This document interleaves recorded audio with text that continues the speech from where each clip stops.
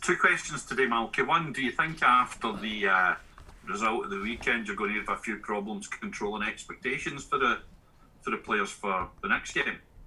No, definitely not. I think, as we always speak about, we take each game in isolation and its own merit, and it's that's that old football one. You're only as good as your last game, So we know that going into the next, the remaining two games left in this kind of wee section, and then obviously the rest, the last 7 games. Every game's important, so we pride ourselves in everything that we do in terms of preparing for each individual game and not looking too far ahead. And also, now that you've got a few games under your belt, Stevie G, if you can make the comparison with yourself, he's got problems in team selection, you've got problems in team selection.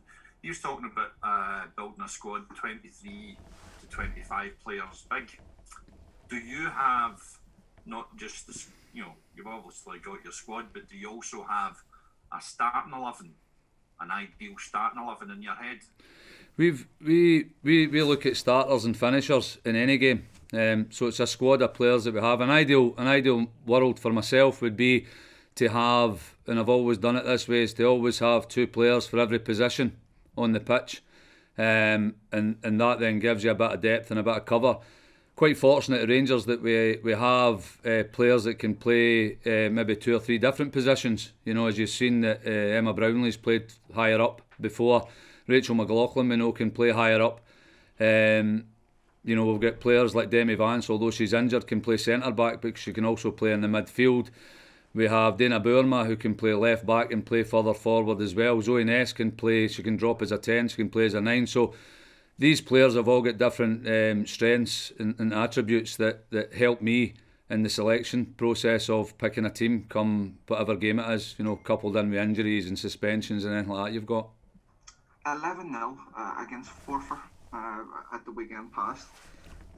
Kevin post-match spoke about the players being able to play with freedom. Brogan mentions being able to play the game a bit more open and to try new things. In terms of those comments, what are your own interpretations of what both the guys said and what you look to get out of a game like that when your team are so dominant and relentless? Well, I think you're right. I think we in that game we managed to score quite early. That then allowed the players to then relax and get their flow and get their rhythm. Spoke about that. It's their first year as professionals coming together. So it's all the different aspects of the game that the girls are having to deal with. Different types of pressures, different games that have got different problems. Like for example, we're now in a position where we've played a numerous amount of games where teams have got a low block against us, and we can then find that solution as to how we're going to do it. It's all very well me and any other coach, speaking about how you would play against a low block. It's a different scenario when you've actually got to go and do it in the moment. And I think the girls are taking that responsibility on, and they've now got the kind of freedom and the creativity to try things in the pitch.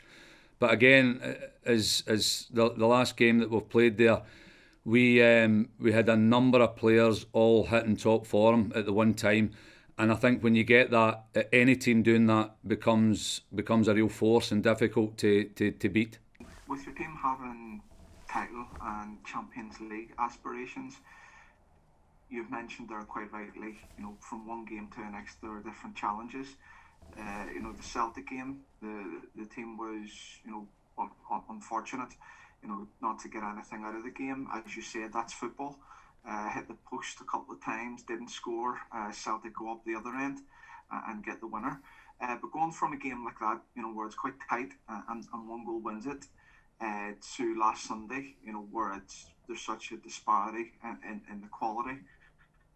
And, you need to be relentless, But what are you looking for your team to take from a game like that, where there is an 11-goal difference, to say the type of game like Celtic, where it's more nip and tuck and one goal wins it? It's all about performances. So basically, for me, as long as we're playing well, and obviously, ultimately, you need the 3 points. But if we are playing well and we're handling the ball and we're playing in the style and the fashion that we want to do, that's the main thing. The results will come. Results will come, and eventually, those results, by sticking to what we're doing and believing in what we're about, as long as the performance levels are up, and I have to say that the girls have never dropped in their performance levels. Sure, the Celtic game, we had a lot of the ball, we created a lot of chances, we hit the bar twice, we had a couple of clear-cut chances, in front of goal that we should have finished, but we didn't finish them. That's the fine margins and the finer detail in football that either wins you games or ultimately lost us a game against Celtic. We then go to the other side of that where we have 4 different occasions to defend, the Celtic attack that led to their goal. But again, it's our first year in pro football. It's the first year that the girls have been run about a facility such as what we're in just now. So there's big expectations that they put on themselves, and it's about those relationships that we've created with the coaching staff and with everybody about the facility that will allow them to develop and handle those occasions. But performances are key to us getting results. So as long as we've got high levels in our performance, then the results should take care of themselves. First things first, you've talked about team selections and you've talked about having starters and finishers, but made a few changes in the last game against Forfar. One of the big ones obviously being Megan coming in, obviously being part of the Scotland squad, a great goalkeeper. But I suppose as a Rangers fan, that would probably be a bit of a surprise based on Jenna being the main number one. What was you thinking behind the change? Well, we've got to ensure that our goalkeeper's getting match practice. All the other players in the squad have been, they've either been starters or they've been finishers in the games that we've played up until now. Megan hadn't featured in any of those games, apart from the friendly games that we had. So the both goalkeepers that we speak about 2 players for every position. We have absolute faith in Jenna and absolute faith in Megan. And the good thing about the squad and especially in Megan and Jenna, that they've got a good strong working relationship. They've also got a good strong relationship off the pitch as well. So the competition that drives them to get a starting positions is healthy. So we have no qualms about either playing Megan or playing Jenna.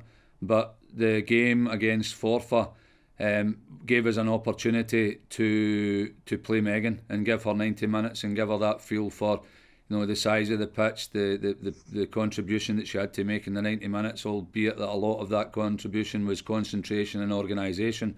And I'm really happy that she came through it. But two good professional players, and that's what we want right throughout the squad in whatever position it is. With that in mind then, obviously a lot of people have made a lot about the 11 goals that you scored, but a clean sheet's a clean sheet. 9 times out of 10 if you keep a clean sheet, even if you score 1, you're going to win a game. 10 times out of 10 actually. Yeah. But regarding the game coming up this Sunday then, based on her having a clean sheet, Jenna's been number 1 all season, does that give you a bit of a selection dilemma that you sort of welcome then? Aye, definitely. Every game, we'll get and train this morning, and every training session then helps and adds to the selection that the staff, myself and Kevin, are going to make for the weekend. So again, it's simple things. It's simple things like, what time do they turn up for training? What's their body language like? What's their interaction with other players like? Those key elements there and that finer small detail is what helps us decide on who's playing come the Sunday match. And regarding going back to the Celtic result, apologies, but I think sometimes your season can get defined by how you respond to a defeat. I think there's been numerous occasions with stuff like that. You talk about body language there, and we spoke literally hours after that Celtic game. Obviously, the performance showed that there was no issue with confidence. But just how pleased were you with the fact that the girls actually never stopped when, to be fair, it would have been quite easy to take your foot off the gas second half, 7-0 up, but they kept going and going and going. Is that based on the response they wanted to give from the Celtic game? Yeah, I think we've now got to a stage, a working relationship that we have with the players that, we go out there, we prepare for the game. We go out, we give our 100% in the game. We try and find solutions to win the game. And we identified why we got beat, and we will make sure that doesn't happen again. We'll make sure that our next training session has all the elements in it that make sure that we are better organised in defending. especially when it gets to 80 minutes. We'll make sure that when we are in front of goal that we can take those chances. Because I firmly believe that the performance level and given playing at the big pitch, playing at Celtic Park, was an absolute great part of their development. You know, going forward into future seasons for the women's league. It's football and becoming a strong team that challenges and wins cannot be done overnight. You can't just buy it in. You've got to try and select the players that you feel give a good level of competition between each other, and that buy into what you're going to do in order to try and win games. But it takes time and it takes effort. But as long as we have the application and as long as we have the performance levels, then we can build and grow on that.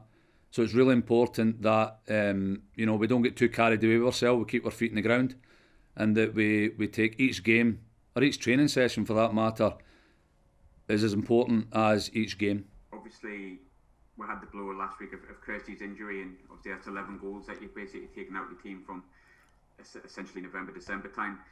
You've gone on and won a game 11-0. I think we touched on this with Kevin a little bit on Sunday, but a lot of different scorers, couple of doubles, couple of triples. Is that something that you've discussed with the girls? How they've got to now take on the burden and share the goals around a little bit with Kirsty being out for the season, essentially? I'm quite happy for Andy to score. I'm quite happy for one person to score 11 goals or 11 people to score 11 goals. No, we, as I say, as long as we're in a game where we feel that we can control the game, we can really, stamp our authority on the game and actually be confident that we're creating chances, that we're nullifying the opposition team with the amount of chances, clear-cut chances that they take, that we've got a good shape and a good structure in the way we do things and a balance. Then I'm delighted with that. And I have to say that in all the games that we've played, barring the goal that we lose, but again I think the goal that we lose was a wee bit of naivety in terms of managing the game, especially at the start of the game. Had that been maybe in the first 5 minutes, the girls might have just cleared the ball. They might just have cleared the ball at the park, reset and done it again. But I think as that game grew on, the longer it went, you could see we were confident. You could see that we wanted to try and win the ball back and retain the possession to then go for another wave of attack. But again, it's just development and it's progress for us.